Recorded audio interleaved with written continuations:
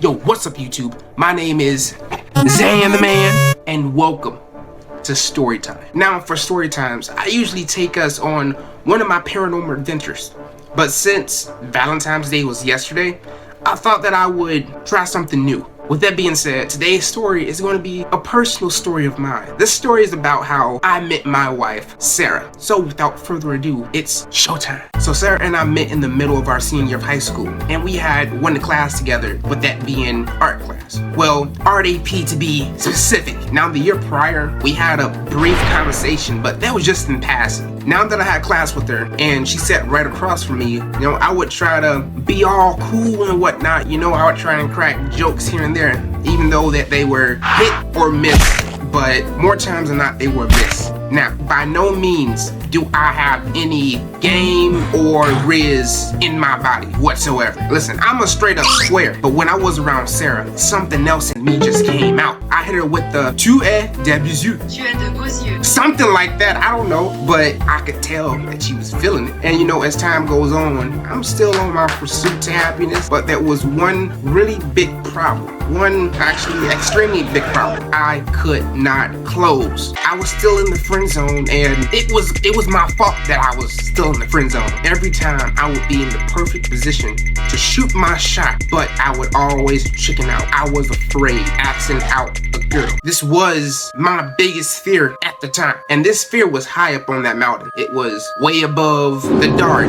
flying roaches and mascots. Whenever I was in that moment to ask Sarah out, it felt like someone had just pumped my stomach with a week's worth of Taco Bell. Not only that, it felt like somebody had just turned up the heat like I was in the oven. Not only that, it felt like this. It felt like the last minute of a basketball game, and it's down to the wire. You got 1 second left, and Michael Jordan throws you the ball and tells you to shoot. That's too much pressure. I can't do that. I was freaking out every single time. I had enough skill to get to the basket. I just couldn't finish. One day, as I'm leaving the art room, I see Sarah and one of her friends up in the loft, and they're talking. And I wasn't eavesdropping or anything. I'm just walking, and I have really good hearing. I just overhear the conversation. And so Sarah's asking her friend for advice, saying, "Hey, I have a crush on this one guy, but I'm not sure how to get him to notice me." And so at this point, I'm all ears. Her friend is like, "Okay,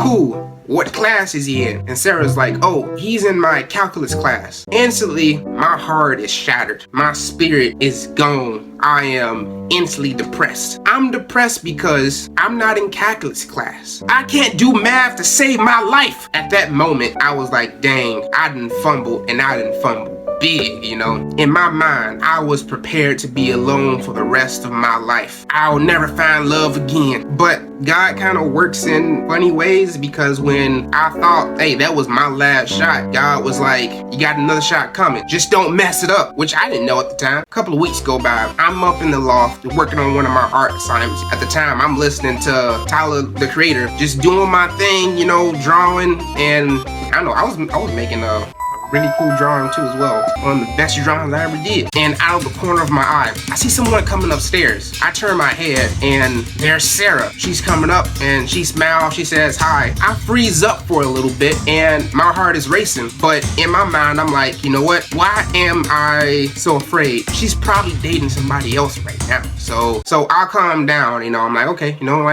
we're just friends and everything. So I'm relaxing.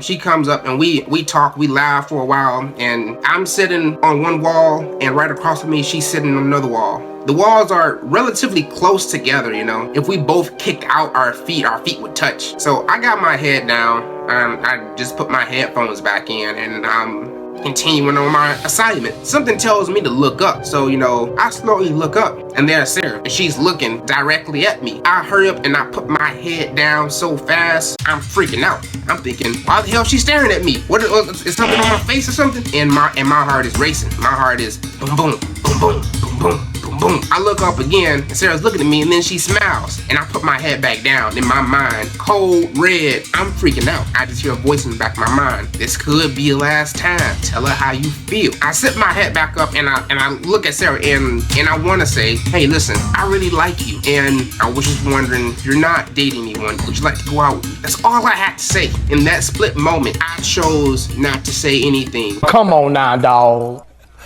Come on, man. I decided to pass on that opportunity, and I was so disappointed in myself. And I put my head back down. I'm frustrated. The pressure in my head and everything, I'm making it bigger than what it is. And then one of the best things happened. I hear Sarah's voice. Sarah says, hey, listen, you don't have to say anything back, okay? But I just want you to know that I like you. Instantly in my mind, I'm thinking, Sarah with the rebound and dunks the ball. Fireworks are going off inside of my body as she says that. And I wish that I could have held my head back up and, had been all smooth with it and said something cool, but I didn't. I responded in ziptoseconds. Hey, I really like you too. From that point on, we were inseparable. We did everything together because we were already good friends before, we started, before we started dating. And when we started dating, we became best friends, I owe it all to Sarah for having the courage that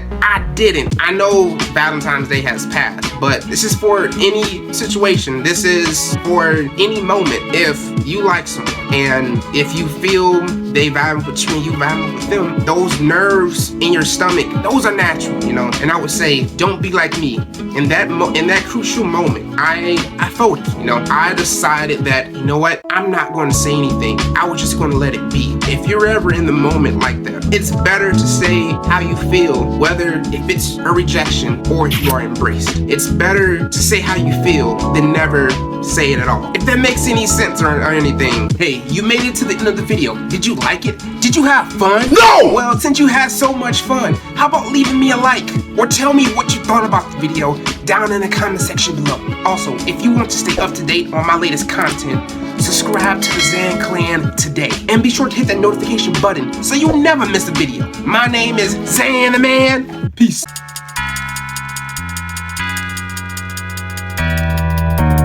I almost forgot. I'm ZayinTheMan.